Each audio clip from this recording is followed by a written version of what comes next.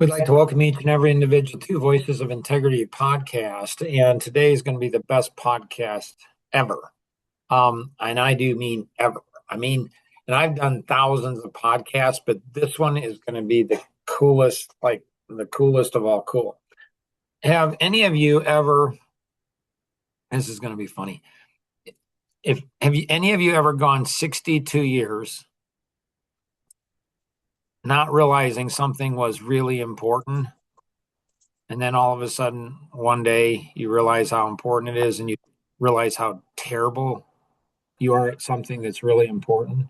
Have any of you ever experienced that? Yes. You're an old soul, Nora. like, like, interesting. I said, Nora, have you ever gone 62 years? Yeah, I heard you. Nobody else is going to say yes, so I was like, I'll say yes. So, this is why I never miss any coffee connections. And this last coffee connection was no different. And then what's even more cool about it is the after. So we did a debrief afterwards. And Nora, like it was pretty, so that was Saturday morning. Friday night was pretty rough. Lincoln not feeling well, and Nora doing what great moms do and taking care of him. And so she was pretty exhausted. And I was surprised that she even showed up for Coffee Connection. And then I wasn't expecting that she would show up for the debrief because I don't know, she's running on 2-3 hours of sleep. So I'm not expecting her to do that. And she did. And at the end of the 30-minute review, I'm like, Nora, like I don't, like, why are you here? And Nora, what did you say? Because we're a team. She's like, because we're a team. And I was overwhelmed. I'm like, okay. I'm like, have you ever been part of a team like that? And when she was 14 years old, she shared a story about when she was 14 years old. And I have a feeling, a sense that that this story is not going to have a significant impact on each of you as it did on me. This is the third time I'm hearing this story. But the first time I heard the story, I'm like, you got to be kidding. So, Nora, share your story about when you were 14. Okay, so first, I'm going to pick on Mary, just because. So, Mary, have you ever been a part of something or working or whatever, and somebody didn't show up for whatever reason? How did that affect you?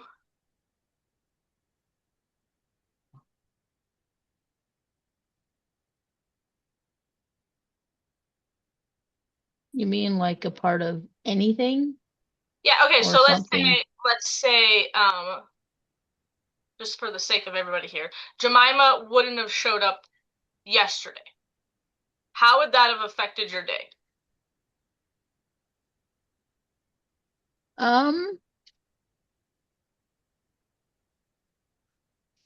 Woohoo! No, I wouldn't have cheered.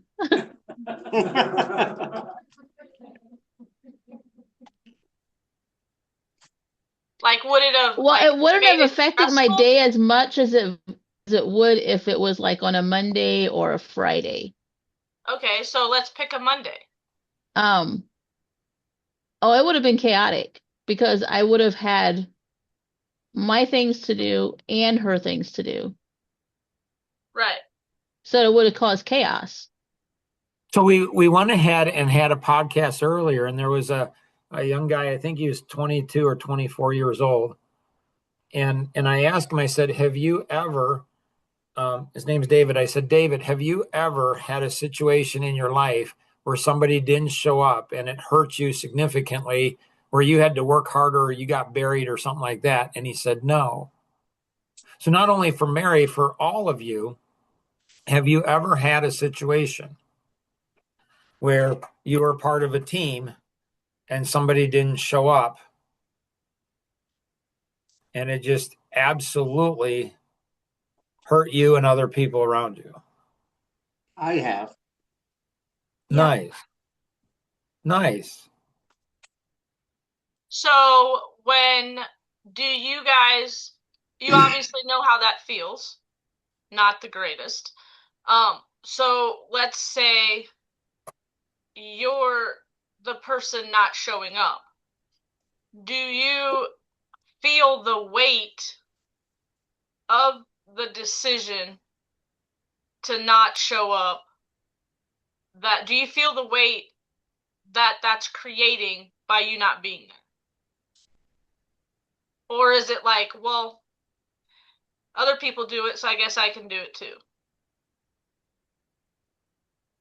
Well, no, you try and do things to help that person out, whether you're there or not. You try to make that person or whoever's involved have a better day if you're not there by doing things that you can do on your end. Or you're finally they get to feel what I feel every day.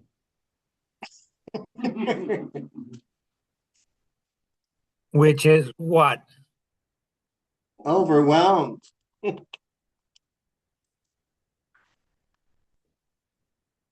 So, Nora, tell your story of when you were 14. So, imagine being a 14-year-old girl. Okay. So, imagine being a 14-year-old girl and you have your first job outside of your home. Nora, share that story. Yeah, so when I was 14, started a job as a busser at the Blue Gate. And, it's like summer, it's busy, there's like over an hour wait, and it's like your partner just doesn't show up.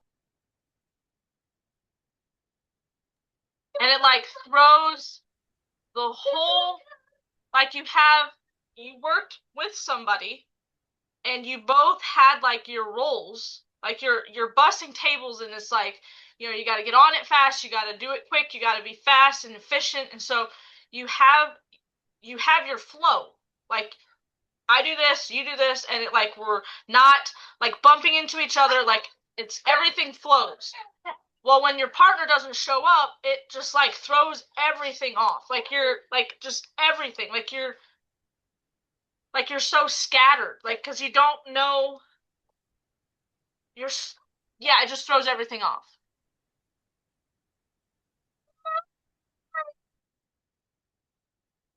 That touched me very deeply. Like how she said it. I'm like, why are you here? And she's like, because we're a team. And it was like a tidal wave hit me and said, Mark, you don't know how to build teams. So my parents, my mom said, she said, a number of times, she said, and as she was in her 70s, she said, Dad wanted to build independent children. And sometimes I wonder if we did too good of a job on it. Like, I think all of us probably could have, survived at 12 years old on our own. Seriously, we knew how to work and save money and, work and save money and drive things. Like, we could have been orphans. Probably would have been fine.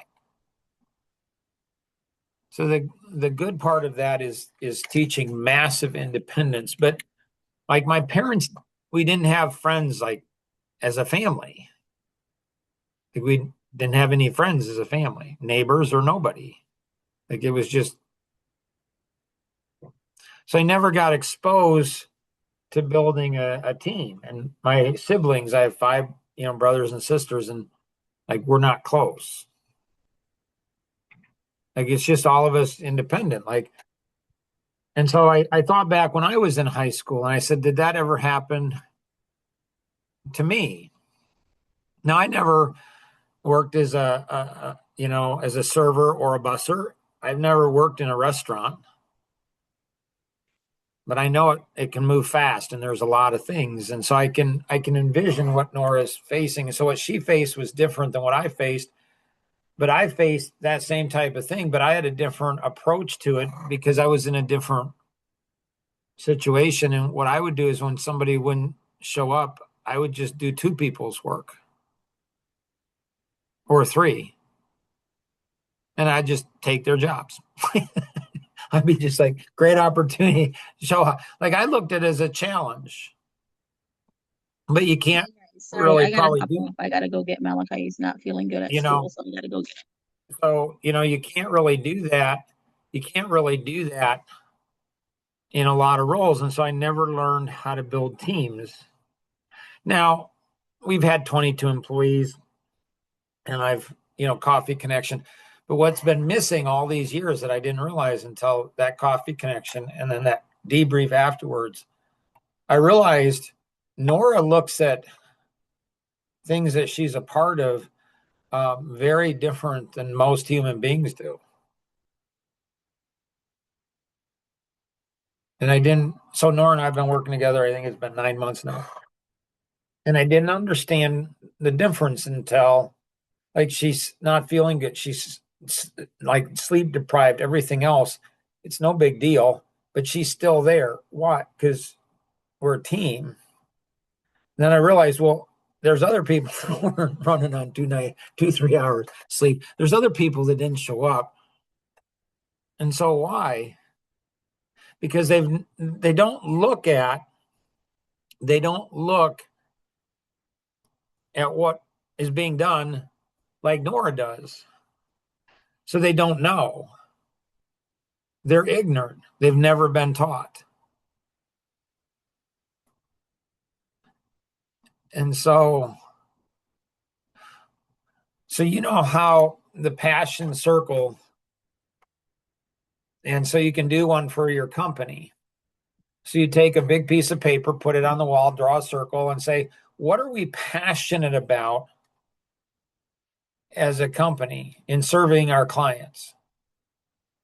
And you do that, and then you create a team passion circle. Like how do we as a team want to go ahead and service our clients? And you do that as a team. You take that same process, though, and you say, what does being on this team mean to me, to us? I've never done that. Never even thought of it. Never realized. I just thought, I don't know. They'll be as committed as I am. And if they're not, well, there probably won't be. But that's okay. I'll just pick up the slack.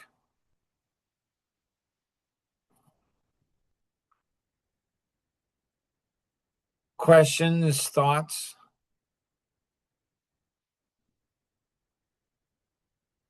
Yeah, when you're the one left to pull it all, it's a different feeling than that. Sometimes you are more understanding as to why they're missing sometimes.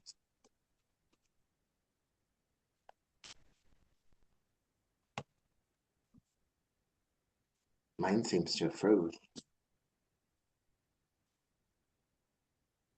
If you're having to pull it all, you're more understanding of why other people Well, don't like pull you. Nora's was in a restaurant, but mine, I was running a retail outlet in my late 20s, probably. On Mother's Day weekend, a women's store, and had the entire staff decide they were going to take Mother's Day off because they were women. So I ran the whole store until people could get from other drive in from several hours away. And it's a different feeling. If they had been sick, I probably wouldn't have been as upset with some of them.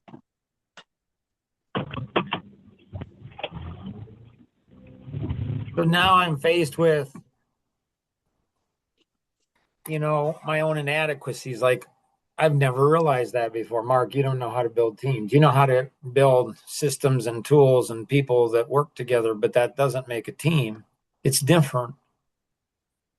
Because if people looked at it as a team, but they're not, they're individual units, but they're not coming together. They're doing their own thing. They're running their own show. So they're gaining the benefit of the team. They're gaining the benefits of being part of the team, but maybe they're not taking on the responsibilities that are part of the team. So 10% of the team often does 90% of the work. Why is that? Because it's allowed. So everyone watching this podcast and you're managed up and out, like, what do you think of this? Like, be deep in your thought process. And then go ahead and say, do you think you're more of a taker or a giver? My guess is you're going to think that you're more of a giver because that's what people think. But are you? And then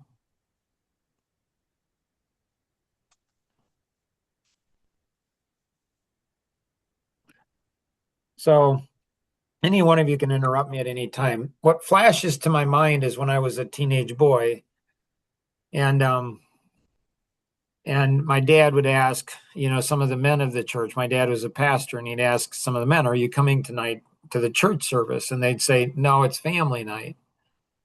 And my dad was like emasculated. He just said, "Okay."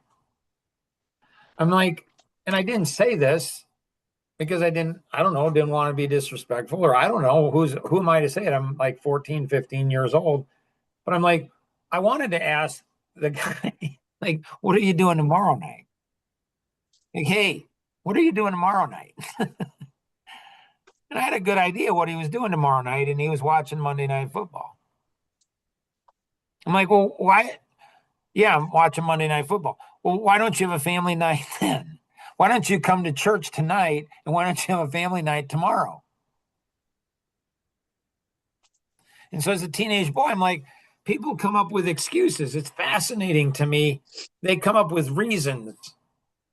They come up with reasons. They come up with excuses. They come up with, this is why I'm not able to do something. They don't tell the truth. It's not a high enough priority. And so anything we don't get to is because it's not a high enough priority. We don't know. People will say, well, I know what I need to do. I'm just not doing it. Actually, the truth is anything we're not doing that we know that we should be doing, there's one of three reasons. We don't know the true benefit of doing it. We don't know the true cost of not doing it, or we don't have the knowledge to understand bandwidth wise, how do we get it all done? So you can always tell when somebody's in any one of those situations, like people will tell you how busy they are. That's a person that's not trying to figure out. Somebody, listen, Mark, I've got this and this and this, and I'm trying to get this in, but can you help me?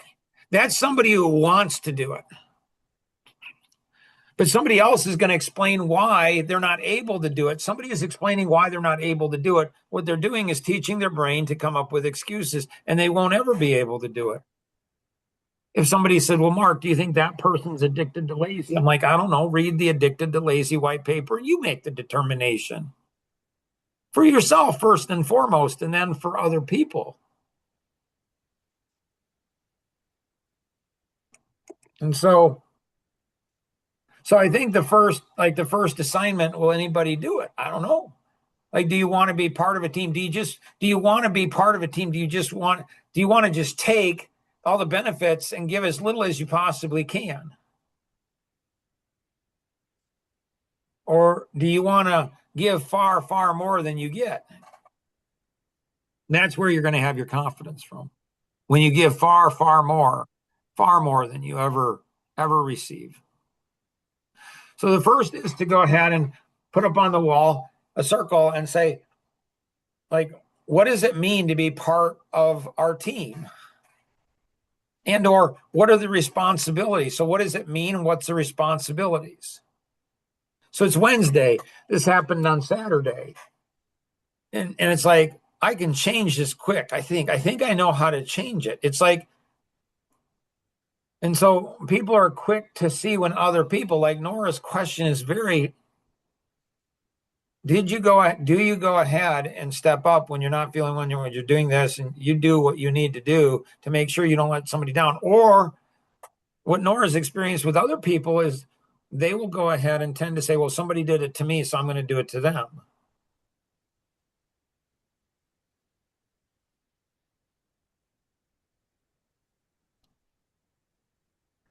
And so the thing is, what's fascinating is that 10% of the people that produce 90% of the work for the team, those individuals, they have strong self-confidence, strong self-worth.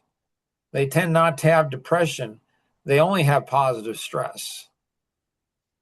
Mental health is very strong. But the 90%, depending where you're at in the 90%, they're going to go ahead and they're going to have struggles mental health wise. They're going to have struggle with depressions and confidence and a whole bunch of things because they're producing far less than they're consuming. They're consuming more than they're producing. And that's for each one of us to decide. Like my grandfather said when I was 8 years old, Mark, when somebody says something to you, there's some amount of truth. It could be 1% or 99% or something in between. It's not up to them to decide what that is, Mark. 8 years old.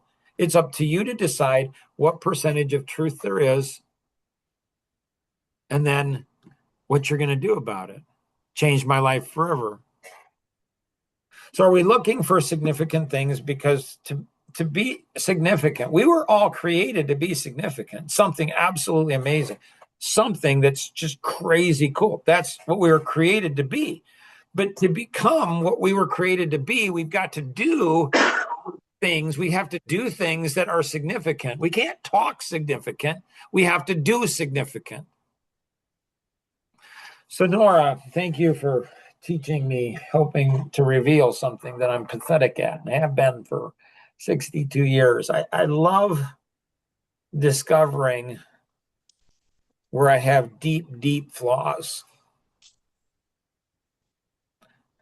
And so if we're not like that, we have them whether or not we see them. And so next podcast, we might talk about symptoms versus, the core. When the problem isn't the problem, what is the problem? Like we often are lazy. We're not diligent in figuring out the core. We continue to solve symptoms. We mow the dandelions and say, okay, the lawn looks great, but we're not solving anything at the core. It's just symptom. Anybody else have anything else? So talk to your Action Vision coach about this podcast and where you can find it on Life GPS. And then you can go in and you can click on that you went ahead and watched it because you participated live. And then you can manage up and out. And there's some really neat things that as a team, if we're all doing certain things together like this is an experience together, and we all manage up and out on that. What do we think about it? What do we learn? What action are we going to take? What are we going to take next? When we all start doing something communal, something as a group, like one thing a week as a group, it'll change like everything. If you're listening to the rebroadcast of this, you have any questions, connect with the individual who invited you to participate in today's session, or you can call toll free 888-230-2300 outside the U.S. 630-393-9909. And always remember, we can accomplish so much more together than we ever could on our own. Have an amazing day. Bye-bye.